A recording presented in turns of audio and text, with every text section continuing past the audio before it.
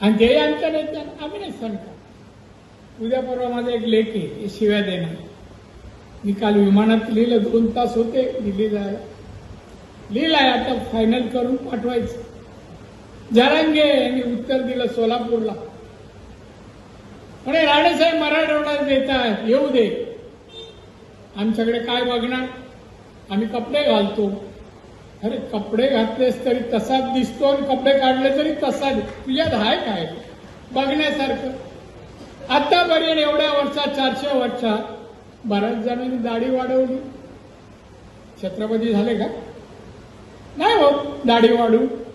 गुणात्मक व्हायला पाहिजे. पण आता मला एक सांगायचं आहे टीका करणाऱ्याला आम्ही समर्थ आहे उत्तर द्यायला समोर.